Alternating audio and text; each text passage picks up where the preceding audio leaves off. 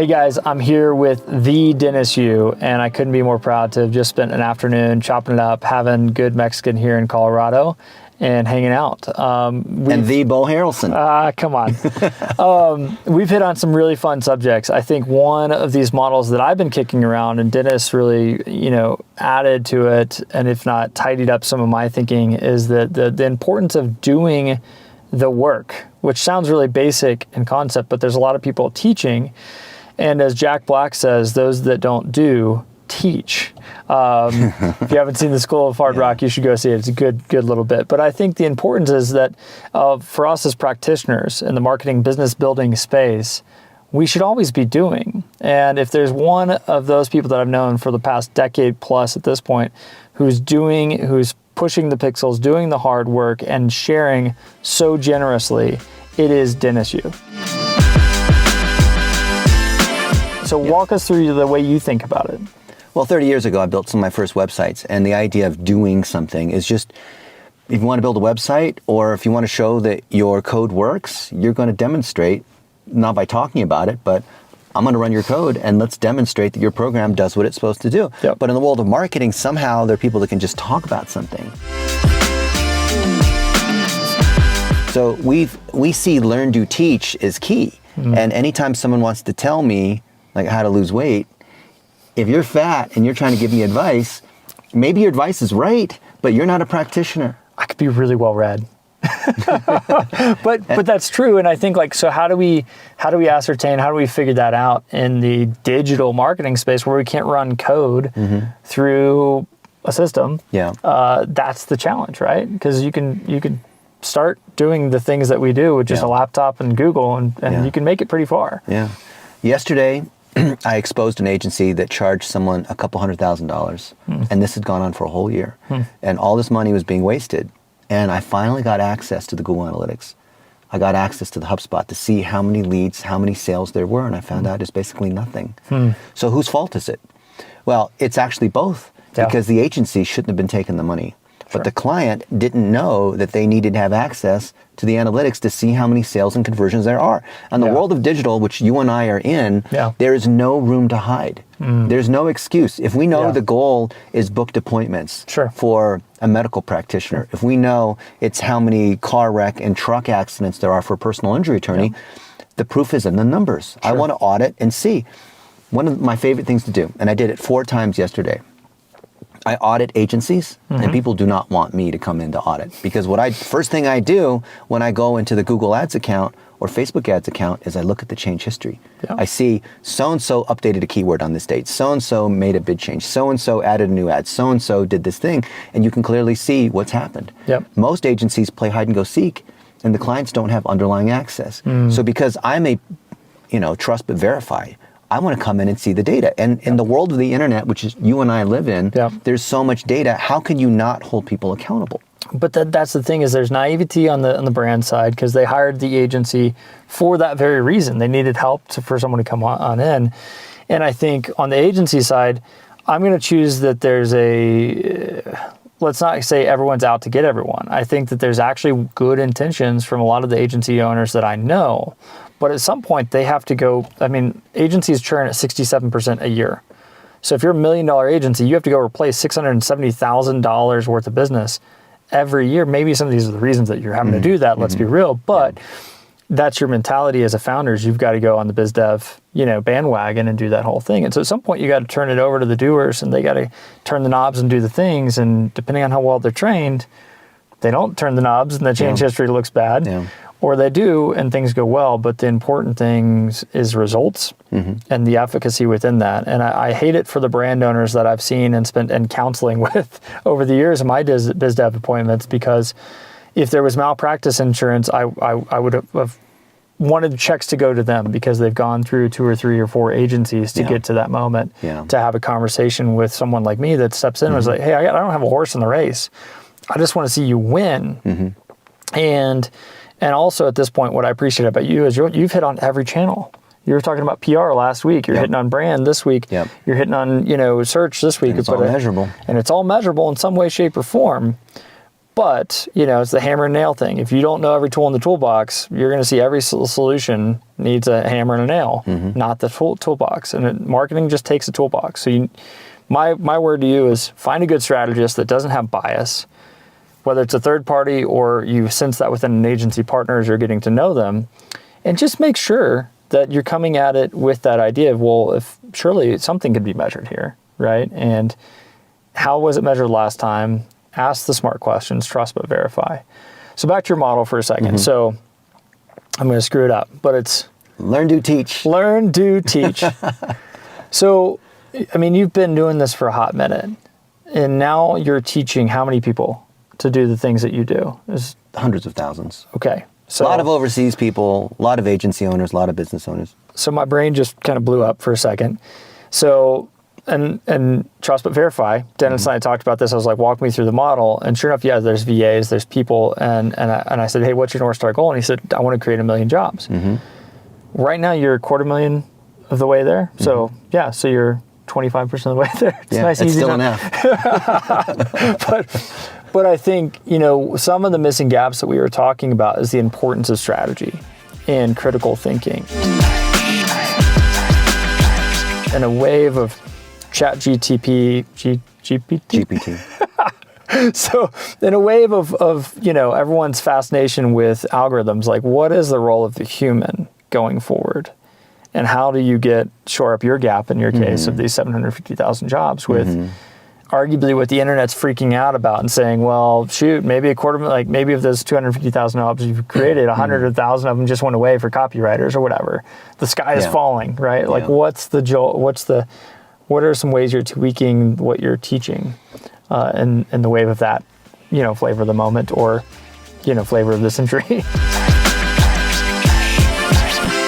For the last 30 years, Chicken Little has been saying the sky is falling. Sure. So when the computer first came out, all these jobs are going to be eliminated. When I was at American Airlines almost 25 some years ago, we said people, they're never going to fly again because they're going to just do conference calls and all this. And people are flying even more. Sure. Okay. So a lot of overseas people, a lot of agency owners, a lot of business owners. So my brain just kind of blew up for a second.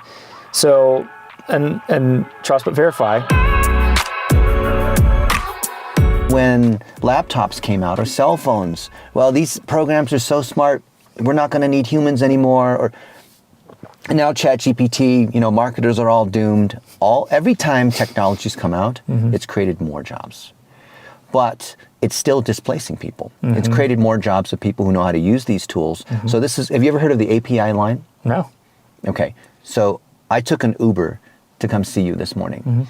And that Uber driver, who's their boss? So in theory, the platform enables them to get an address. So you're the boss because you basically told them where to go. I'm just a consumer. Through the address. I was just one of the tasks that they processed. Okay. So the boss is the algorithm. Check. The algorithm is telling that Uber driver where to go. They're living below the API line because the computer is their boss. Someone who works in fast food or they're driving cars or they're doing something that's governed by an SOP where, you're an Amazon factory worker. You're in a warehouse, one of their huge, 28 distribution facilities. You're working for the machine. And there's no direct manager that you necessarily have. And so as the computer gets smarter and smarter, more and more people are going to live below the API line. So what does it mean to live above the API line? It means that we are creating programs, we are managing the robots. So the ability to write prompts, which is what you hear about with these AI tools, is increasingly important. I gave a keynote yesterday in Orlando at a higher education conference on what to do about AI and this changing digital marketing, because how are teachers going to tell if students are cheating on their college essays and whatnot? And yes, there's ways to tell, and that's a whole nother discussion. But the point is, actually, let's teach students how to use these tools so they can learn to manage better, to be a better leader instead of just memorizing and regurgitating, which is where the change needs to happen. So as the systems get more and more sophisticated, the API line, the application programming interface increases. So the water level's increasing. So more jobs are being eliminated because more robots are doing, driving cars and scanning things at the grocery store or delivering food. But there's more jobs that are being created above the API line for folks like you and I. So if we're entrepreneurs, if we're agency owners, we shouldn't be afraid of these different tools. Sure. Because did marketing automation kill jobs in marketing? That just made it easier. Well, it killed some jobs, Sure. but it overall created more. Yeah. Right? So it's interesting. So my wife is a classically trained elementary teacher in the class, like in the classical school sense. And so when she was educating me about it, and she was like, "Hey, we don't call elementary school elementary. We call it grammar school. Middle school is logic school, and high school is rhetoric school."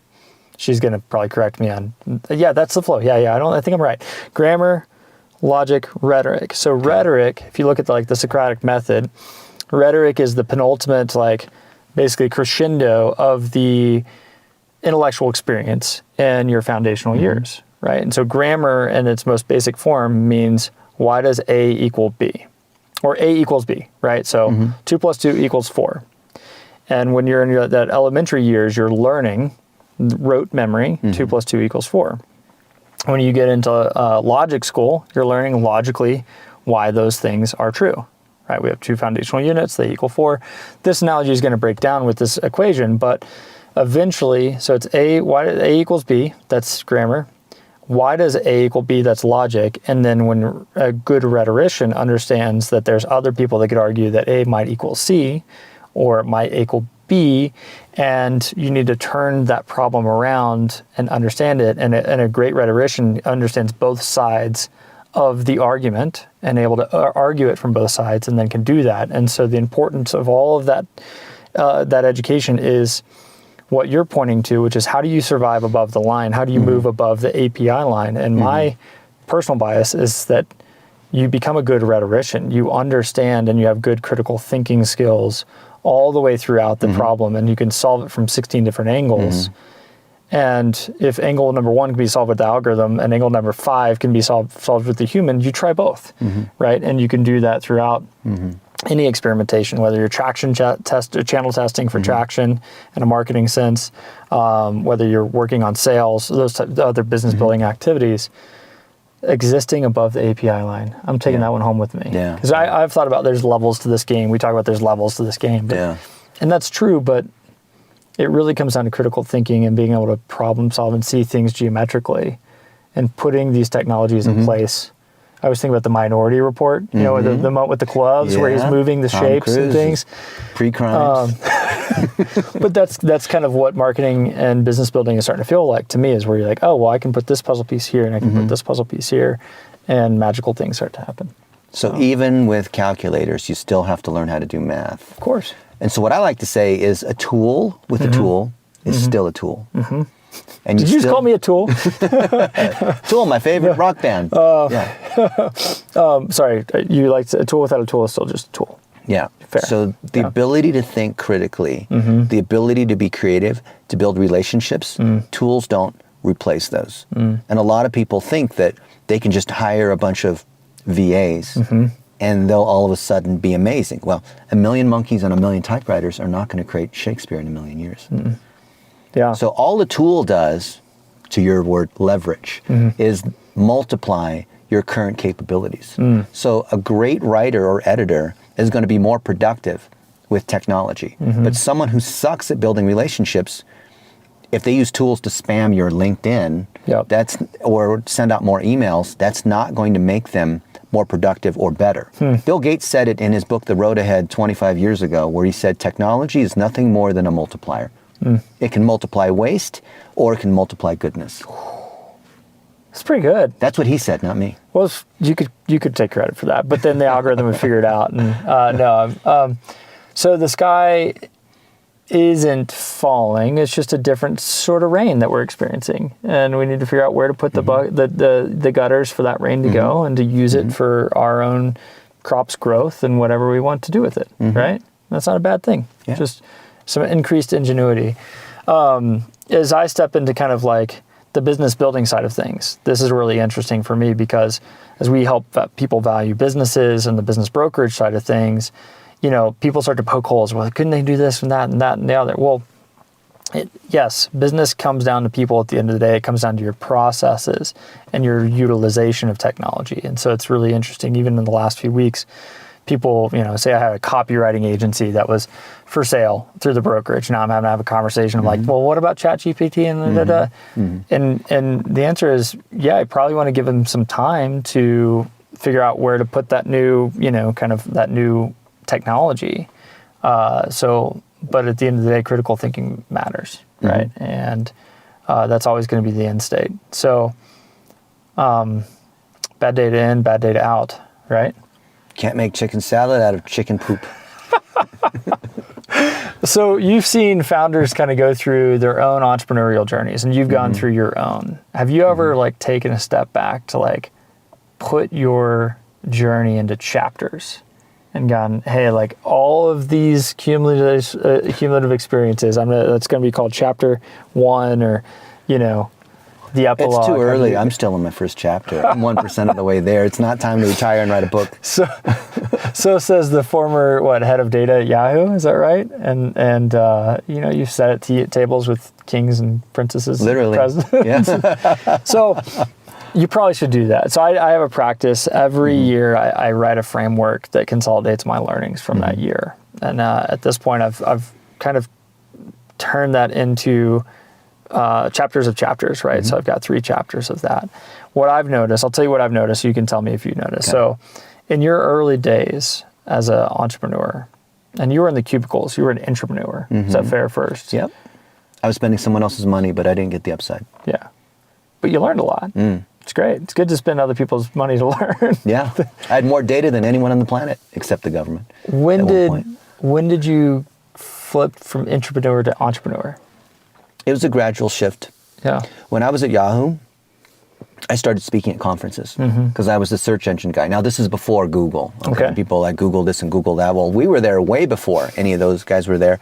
And there'd be these conferences. Yeah. And people had these titles of SEOs, like they were MBAs. Like, you are not an MBA. You're not a degree. You are not an SEO, but somehow this is what these people did. Yeah. And they had such egos that they would want to come up to me after I spoke and tell me about how amazing they are and how they think they're tricking me. That's like going up to a cop and boasting about how you just robbed a bank. That's the last thing you want to do.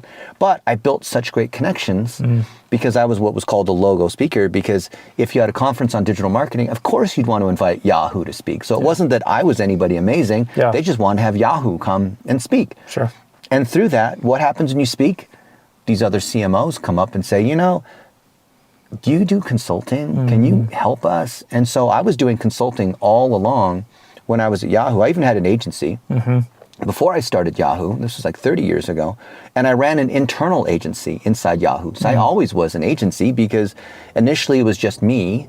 And then all these different groups like Yahoo Mail, Yahoo Finance, Yahoo Sports, Yahoo Personals, Yahoo Shopping, Yahoo Travel, Yahoo Small, all these different groups, they needed analytics. Yahoo Finance is still the best. I like in that space. Yeah. Anyway. Well, we had this thing called Portfolio where you could actually put in your stocks but then legally we had lots of amazing properties. The important thing is that you had that logo, you got to go be an ambassador. Yeah. So I was already running an agency inside Yahoo because then, Yahoo Personals would say, you guys aren't giving us enough service. And I'll say, okay, great. You're going to fund 3 more headcount.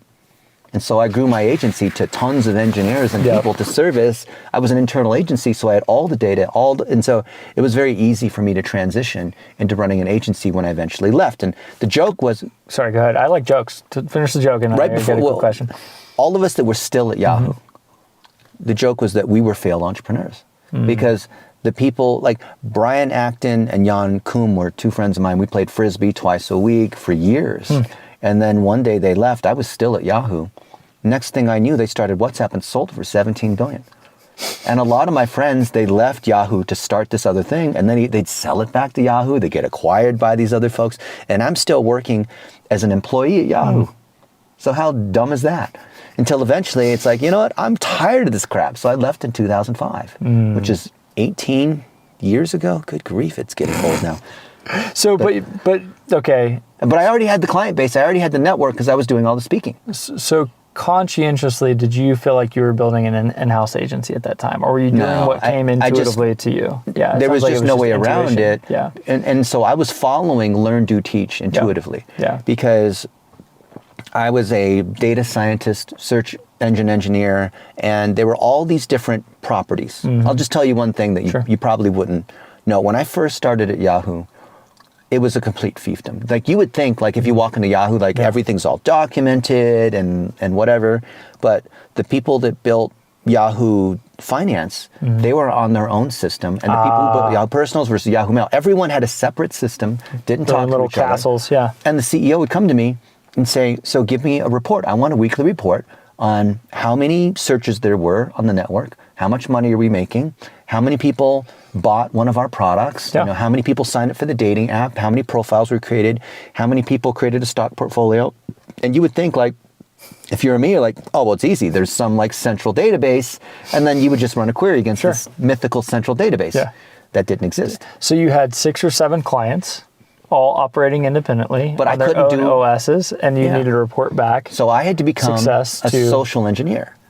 So as an engineer, I had the technical skills to be able to move data from one system to another. Got it. So maybe one of them was Oracle, another one was, you know, MySQL, someone else is on FreeBSD, someone else is on whatever the system they're on. Yeah. But I found that it wasn't my technical skills. It was my relationship building skills, because the engineers at these other departments, they didn't report to me. I wasn't their boss. So I had to connive and take them out to lunch and be all how's it nice. going, Bob? Because when Yahoo Mail would upgrade and launch a new product, that would break all of my feeds. And that one thing would break, and that would break the report that my thing generated, and then the CEO would complain about the report was broken. Any one of these inputs that came into my central system that I built, if it broke everything. You were living above the API line. I was, but then I had to hire and train up other engineers to do this and maintain the stuff. And as we had more properties, 40, 50, 100 different Yahoo properties, I had to train up other people to do what I did. At first, I trained them up by just hiring engineers and sitting down, like you and I sitting down, going through it. But I realized I had to document this thing. I had to build courses against it. I had to pre-record. This is before Loom and Zoom and this kind of thing. I think Camtasia had just come out, right? So you're hand scripting out. You have 2 choices. You can either hand write it all out, so sub.1.i, or you can do this. Yeah. That was it, basically. So I just started opening up my laptop and demonstrating, here's the code that pulls from the UDB, the universal database that has all of our users. Here's the code that creates the report that shows what our revenue is. Here's the attribution calculation to determine how much credit we give to our ad inventory. So I had all the code modularized. But as I was explaining it to other engineers, I was recording it in video. And that's what I've done for the last 20 plus years since then, is just whenever I'm going to teach something, I'm always recording it. The fact that you stuck it out, continue to build, continue to train, those things are still so in your DNA and everything that you're doing today. I'm sitting here arguing, and hindsight's 2020. I'm glad that you got those reps and sets. In a harder environment, as people were leaving, and jumping ship and building things and making money. A lot of people I trained at Yahoo went to Google. Google didn't have any analytics. You know where their analytics came from? Yeah. So, all right, it's pretty evident to me that your DNA is within a lot of our modern day info system. Get the idea. Ecosystem. There it is.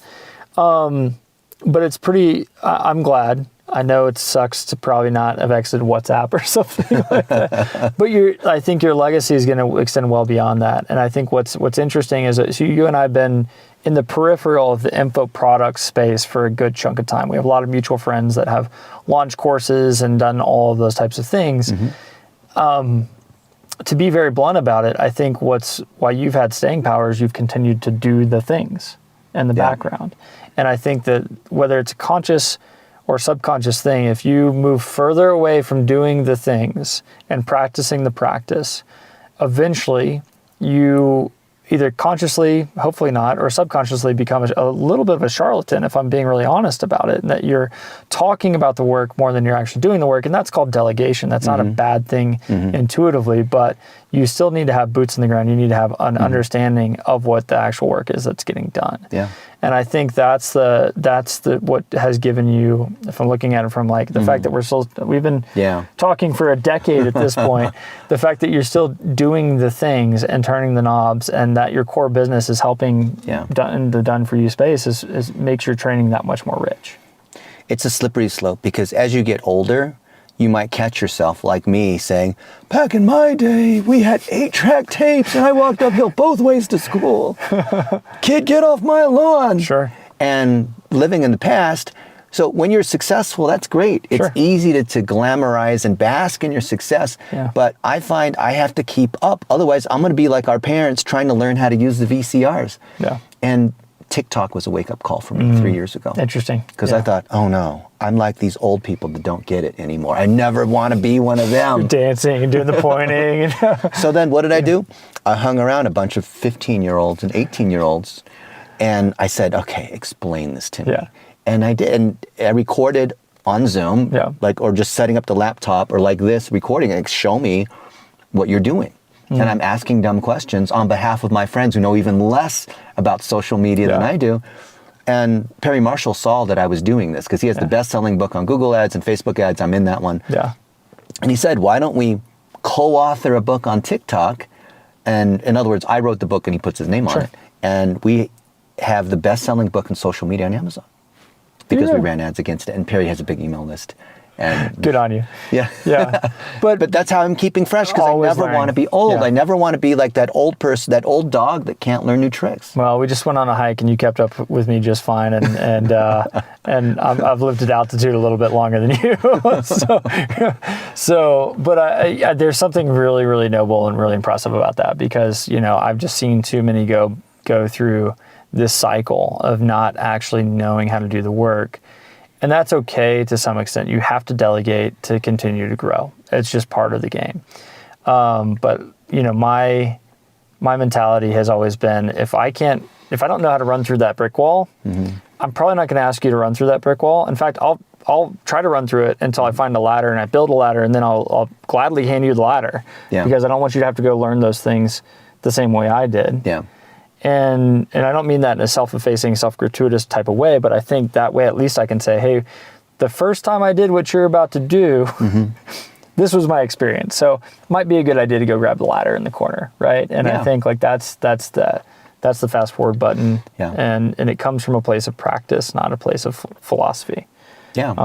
And so I think my current thoughts on the info space is that there needs to be more people doing the work and on a daily basis, and also sharing the fact that what playbook worked for them might not work for others based on their context, because context matters. Yeah.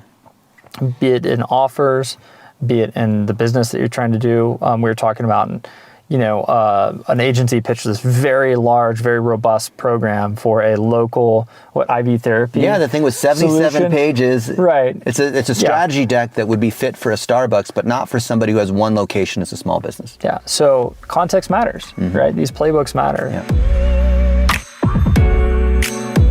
Keep up the efficacy, the good work, the fact that's amazing. And I think one of the things that hopefully, depending on how Dennis and I collaborate, I hope there's an opportunity for these connections with some of these amazing VAs that he's built over time in the network. Because I think who wouldn't want to work with people that Dennis has trained? So good on you, mate. Yeah, and then if these VAs actually go through the training, get certified, all these businesses in the U.S., like super successful agencies like yours, Beau, are going to want to hire someone who has that certification. Yeah. Otherwise, it's like, who's this random guy in Pakistan? I mean, he seems like he's pretty good, but how do you really know? Yeah. The idea of a certification, I think, is so powerful, and I don't think that exists really in the VA space. Not in the VA space, and I think like as I counsel kind of two different worlds that I help out in. One is helping brands grow through working with vetted agencies, through great strategies, whether it be stuff that I'm fractionally helping out and supporting or not. I want to make sure you're working with great agencies because, let's just be real. Not everyone is perfect at their practice. And I appreciate some of your exposures of that in the PR space and things like that in the last few months. But the second kind of like foundational goal of all of that is to build a business that has some predictable level of labor and support, predictable level of traffic, predictable level of sales and profit. And that is an exitable business. Yeah. And so wearing my broker hat, my goal is that maybe we're creating something right now. I don't know, but there's some level of an ecosystem that's created of vetted strategies through great agencies that understand that, and a labor that creates a level of profit that a brand can continue to profit and grow with both domestic and offshore talent. And the cool thing about this is there's nothing we talked through the entire labor situation that Dennis has built out, and this is not predatory by any means, shape, or form. These people are living on a living Solid wage that's well beyond what they were 3 months before going through your training programs, etc. People want to be in the program. It's seen as higher prestige. It's not. So the head of customer service at Walmart decided that he was going to pick a fight with me. You might have saw the post on Facebook. No. It was my birthday. Okay. And the VAs got together and they made this amazing video to celebrate my birthday. Okay. Everyone had their little phrase, and like, if Dennis was a thing in your room, what would it be? If Dennis was a thing in my room, he would be my cell phone because I can't live without it. He'd be my pillow because he's so soft and cuddly. Or Dennis would be, and so I cried a little bit because it meant so much to me, because they put this thing together and they're just so amazing. And I posted that on Facebook. And I said, I'm just so proud of some of my VAs. And here's one VA who started, he started at $2 an hour, and now he's making $7 an hour. And he's able to buy himself video games. He's able to live in his own place now, and he's able to teach other people. And then the guy who's the head of customers, who was the head of customer service at Walmart, of social customer care, said, you are abusing third world labor. And you dang well know that those video editors that you're hiring, if you were to hire a video editor in New York City, what do you think the hourly rate would be? $65, $70 an hour. And you're paying that guy $5 an hour? Yeah. How dare you? You're stealing American jobs and all this. And I said, who are you from Walmart to, throwing stones in glass houses?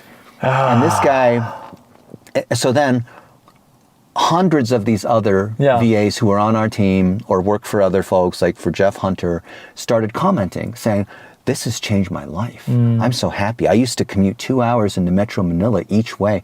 Then John, what's his last name? The guy who does all the VA, John Jonas commented, and what's his name? The guy in the UK who's got all the VAs, but then changed his thing to personal branding. All the top people and VA started commenting on this post, trying to correct this guy. And he's still stuck to his horses and all that. So I took that post and I forwarded it to that guy's boss. And he got fired a couple weeks later. We're doing a good thing. We're trying to help other people. How dare? And this guy thought he was going to come in, and he thought I was the evil person because I was stealing American jobs. And I said, Walmart doesn't exactly have the best reputation in taking care of their people. God, it's tough because I've been in some of those factories that Walmart product comes out of Shenzhen, Guangzhou, etc. And it's a really challenging thing because, yes, for American business to move forward, we do, at the end of the day, there is a bottom line. There's a level of labor and supply that we have to provide for the demand that we have over here. As a capitalist, I understand that, but I love it when we find these win-wins, when just by nature of cost of living in a certain country, you can find a win where you can create an amazing living for someone and also, maintain some level of profitability here stateside. Let me tell you one story. Way. I was in Pakistan just a few months ago, and I got treated like royalty. They're so nice to me. They're the most hospitable country I've ever seen. And in one of the incubators that we were speaking at, there's this girl, Sana, for the last year. Not sauna as in jacuzzi, but S-A-N-A. They have names that I have trouble pronouncing. But she's been diligently going through our training, and I finally got to meet her in person after 6 months. She started out at $2 an hour, which I know is only $300 a month. But she learned how to become a project manager. We have a 9-level system, so a project manager is level 3, a team lead's level 4, like an account manager.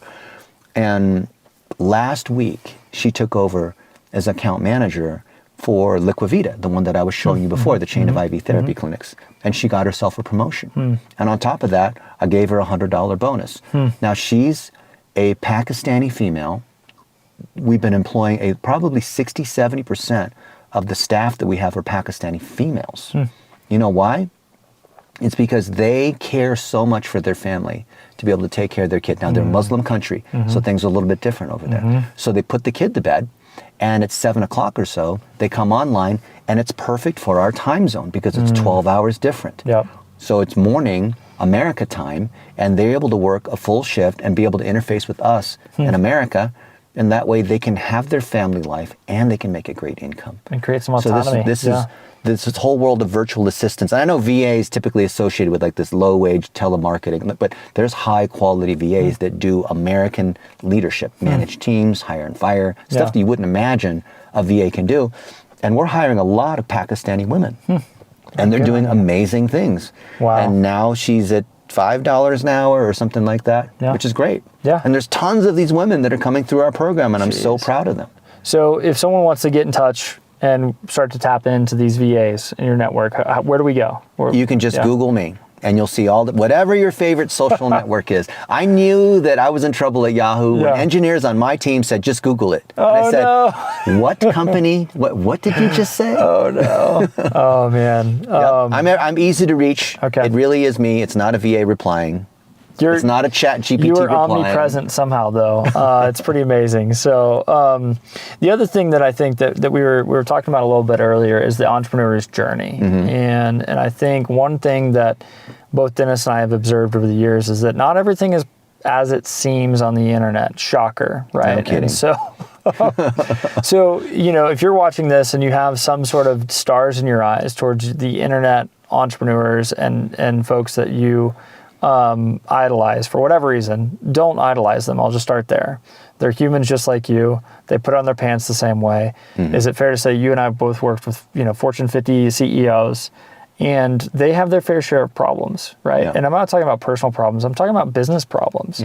You literally just graduate into bigger problems. That's the game. Like there's never a world without problems in a professional sense. Is that fair? Yeah, no one's ever made it. And the grass is green on the other side of the septic tank. But I think like my encouragement to any of you guys watching this is to know that you're not alone, right? There is no perfect world that Dennis and I exist in that you don't, or that some infopreneur does that you don't. We put our pants on the same way. We slip on the snowy hike just the same way as anyone else. And I think we were talking about a few entrepreneurs that have gone through this journey and fallen into a place of loneliness, depression, etc. Not to be too dark about this, but guys, it's so common. It's so common, and you're not alone in that journey. And so I think it's fair to say that both Dennis and I have a heart to help out people in those scenarios. And so if you watch that, please DM me. I won't volunteer you for You can DMs, DM me too, sure, whatever your channel is. But do not know that, number one, it's on all Ferraris and fanfare, and number two, you're not alone. And if you're experiencing some level of problems, and it's bigger than the problems that existed in your life last week, you're graduating. You're just literally moving through your process as a professional. And if those problems overwhelm you, there's good people in your life, I hope. There's good people on the internet that are happy to do our best to help out as much as we can with the context that we understand and can help out. So don't do that alone, please. One final thing that I'll go back to your story at Yahoo. It's really interesting to me. This idea of expediting your learning journey through leverage. Why do you think your peers, I don't mean to pick on you a little bit on this one, but why do you think your peers were able to kind of see the forest through the trees, jump out, create WhatsApp, and do that? And what would you do different, if anything? And maybe you wouldn't do anything different. No, I maybe would have gone to Google, but I'd still do what I'm doing even if I went to Google. Okay. Would you, what do you think was going on in their mindset? Was it that where they were okay, let's jump ship and build this new thing, versus because I've been in, I've personality type, for me, I can be very intensely loyal, and I think I admire that in your trait and in yourself as well. The loyalty is not bad by any means, but seeing shapes, like we talked about at the beginning, seeing these critical, reading the tea leaves, if you will, change is something that I think I'm growing at. Is there anything that you would tell your younger self of going, hey, maybe the last 6 months at Yahoo, you could have been doing something different? Or is there anything that you would do in retrospect? I think I had this Asian loyalty where when you work at a company, this old-fashioned, like you're supposed to stay there. I wore purple all the time. Yahoo was purple. We had purple cows. We had purple sprinkler heads. Yeah. We had purple in the bathrooms. And I just really liked it. And I had a friendship with David Filo, who at that time was the richest man in the world under 40. And he really cared for me. He would do things like say, hey, Dennis, what'd you do this past weekend? Oh, I ran this 5K or I ran this marathon. Well, it's awesome. Well, what can I do for you? Well, I was thinking about going to do this Hood to Coast thing, but you know what? I'll sponsor it. I'll pay for the flights and the... Did you do Hood to Coast? It did. It was amazing. I did too. Yeah. Yeah, it's fun. Yeah. But things like that, I felt like it was part of the family and I didn't want to be disloyal. But later I understood that it's a corporation. Yeah. But still for me, I'm old fashioned and I felt it was about the relationships that I built, and I felt loyalty to the founders of Yahoo and the other people that were there. But the funny thing is a lot of people just left and they did their entrepreneurial thing because eventually they just got frustrated. And the same happened for me. It just took me a lot longer to get frustrated enough because I had so many amazing ideas. Like I wanted to build food.yahoo.com. There are other properties I wanted to build because I love to eat and people, you know what percent of the time, 3 hours, even like right now, this is like 2 or 3 hours before dinner. What percent of the time have people decided where they're going to eat 3 hours before dinner? Ooh, probably 10% of the time, 20% of the time? 20% of the time. Yeah. So then if 80% of the time they have to decide in that next 2 hours, how does that decision occur? Well, if we had food.yahoo.com, this is before Seamless Web, this is before Yelp, this is before any of those, Yelp in your head. Any of that kind of stuff, we would have done it. But for various reasons in politics, a lot of ideas got shut down. So it's interesting. I wore orange. I kid you not. Because at Office Max, I was a big corporate guy for a hot minute. And for 4 years, actually. It did not feel like 4 years. Probably felt like 10. But I wore orange. And I bled orange. And my EVP of merchandising is still a legend, still a mentor of mine. Literally, I was like, hey, Haralson, like, you're putting in 100-hour weeks. Like... We appreciate your loyalty to the brand, but he's like, I need you to understand something. This is not going to be your final stop. So he's like, pay attention to the people around you. Build relationships with them because those are going to be the people that carry you throughout the rest of your career. Yeah. Especially the good ones, the ones that you really enjoy working with. What a sage piece of advice for a 23, 24, 25-year-old. And Naperville, Illinois, slinging spreadsheets in 1,500 person, cubicle farm to share. And that's proven to be true ever since. And so I think you can be loyal to, here it is, here's a learning for me. Loyalty to people that you've done battle with and been in the trenches with supersedes loyalty to brands. Oh. 1,000%. You and I walked into, we've achieved our agency dreams of walking into Nike, calling on Google, calling on Twitter, calling on big brands that we would all be proud of to talk about at a cocktail party. To be blunt with all of you guys, I could give a rat's about it. It's been fun. It's cool. I enjoyed the process. I got a few pairs of shoes while I was at it. But I really care about the people that I met along the way through those processes. It's always been that. And I think that's where, the game is to keep building Legos with people that you like. I heard the worst piece of M&A advice I ever heard, sorry, I'm getting on a little bit of a soapbox here, was to buy companies that in industries that you don't enjoy. What a load of bull hockey. Horrible. Because you could see their P&L more objectively, and therefore you could be, the Axeman, right? Was the intuition there. It was like, oh, now you can come in and you can cut where you can cut and trim fat where you need to trim. I'm like, sure, everyone needs to run a healthy P&L, but I'm going to go buy a company in an industry that I don't enjoy so I can see it objectively and so I can cut jobs more objectively. That sounds like a really great way to wake up really grumpy every day of the week, to be honest. Might make a few extra bucks, but the loyalty to the person, the opportunity to build with Legos with people that you enjoy is something I've continually gravitated towards.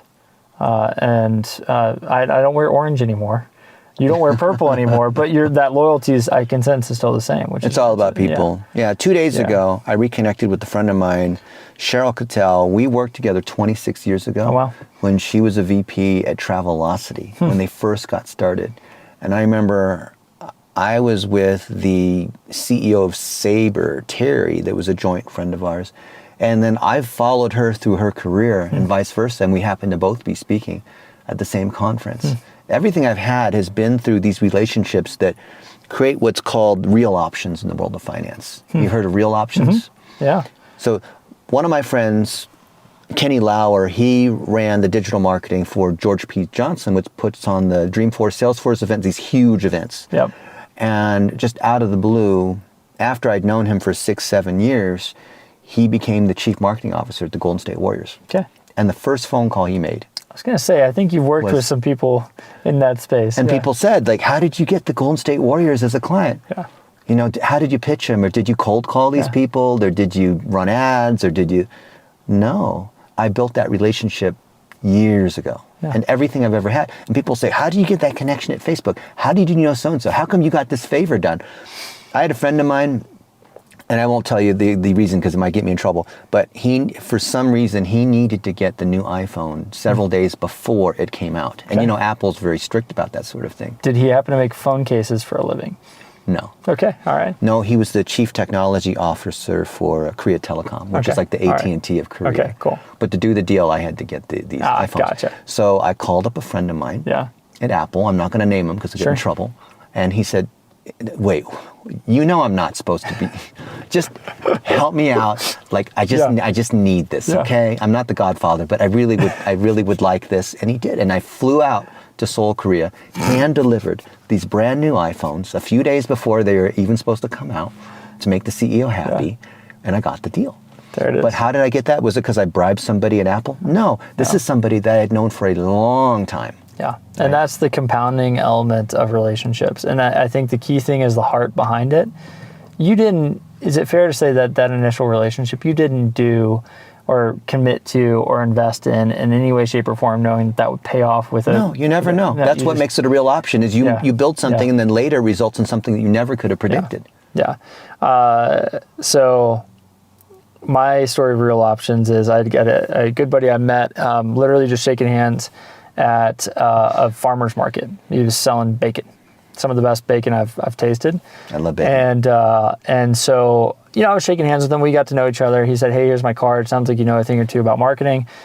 They're a client within 2 or 3 months. Just followed up, grabbed coffee, didn't pester the guy, but eventually we became clients. And sure enough, he got into some personal trouble. Ended up in jail. And so we managed that account. I literally had to would call into the said, hey, I'm wanting to talk to, prisoner X, Y, and Z number. Mm-hmm. I would give him his customer acquisition cost for the week, his LT, all of the numbers. And so lo and behold, that whole process went out. Well, he came back and ended up not with that job. So we actually ended up losing the account after a bit of gumption, to maintain it. But I continued to stay in this guy's life. I care about him as a human, to be very clear. Yeah. A year and a half later, he ended up working for Google. And so the way I landed a Google account was literally, he was like, hey man, you were my first call. Imagine that. They're looking for an agency partner to come in and help out with a certain amount of things. Can you come on over? Yeah. This story sounds self-gratifying. It's literally, if anything, I'm just telling and encouraging you guys to just show up. That's been my biz dev strategy for the longest time, is just show up and care. It was funny, there's someone was posting, what's your customer acquisition, strategy in 2023? Is it algorithms? Is it no, it's just freaking caring about real people. Yeah, there's no secret. What Beau says, that's the same thing for me. Literally just caring enough for other people. And it is important to take note and actually go, oh, hey, what's important to you right now? Mm-hmm. And if you understand, you file that away. It might be 6 months later. You can call Dennis and be like, hey, man, you mentioned that thing. It's important to you. Man, that's awesome. I happen to meet this person that's important to them right now. Mm-hmm. You guys should go make some magic together. Mm-hmm. Nothing transactional about it except just helping a brother out, right? Yeah. So I know we started with nodding, saying it's careful. You don't want to feel like the guys talking about the 8 tracks, but I'm 14 years in or 15 years in. I'm 30 years in. So you're twice my I'm old. Twice my tenure in this thing called internet marketing. What are your predictions for the future? What are your predictions of trends? We talked about mainstays, I feel like, in this conversation. And I think that's really healthy. I think if I could put a bow on it, care about people, care about what's important to them, show up, look for leverage, not in a predatory way, but looking how you can leverage each other's skill sets in unique ways across an ecosystem. build resilience. All these things are core foundational principles. Let's talk for like quick lightning round. Yep. What's the future of internet marketing look like in your lens? With so much AI and so much automation, trust is actually the most important ingredient. It's the hardest thing to fake. So do all the things that the algorithm can't do, like meet people in person and go hiking and eat crazy Mexican food. Because those are the things that the robot doesn't understand. The reason Google changed their EAT algorithm to EEAT is because the experience and the relationships and the feelings and those factual elements that you would see. Like, we're posting parts of this like on Facebook, on Instagram, and other places because we're trying to leave a paper trail, a breadcrumb path to show that this is authentic. Everything that you can do to show that you're authentic. Mark Twain said, the key to being successful is to be authentic. Fake that and you've got it made. So I'm literally collecting these stories with Beau, with other friends. This is recorded on an iPhone because I know that one day this video is going to be used to be able to generate AI-generated conversations with Beau and me. We've got Beau's voice now that the computer is now understanding, and it's getting better and better at being able to simulate. So I'm thinking, what is the... Now, me as a search engine engineer, 25 some years ago, I'm always looking at what are the ways people are trying to trick me, these SEO people. So I'm always looking for signals of things that people can't do. So if you're legitimate, you can get links from the New York Times. But if you're a porn site, you're probably not going to get a link from a university, right? So look at the way to win is not, here's the things that you need to do because everyone else is doing it, like all these infomercial people are saying. But what are the things, what are the trust signals that other people can't do? And that competitive advantage always boils back to relationships. And those qualities, Beau, that you mentioned about resilience, about being able to learn, about giving back, about caring, about having empathy, all go back to building relationships, which is another way of demonstrating publicly trust. So I love interviewing. I showed you earlier how I've interviewed all these other CEOs, not because of my vanity, but because I'm curious about stem cells and I want to know the latest, and I've happened to meet the guy who's the godfather of stem cells. I'm going to ask him questions because now I can take what's in your head and share that on the internet, and somehow it makes no logical sense that reflects well on me.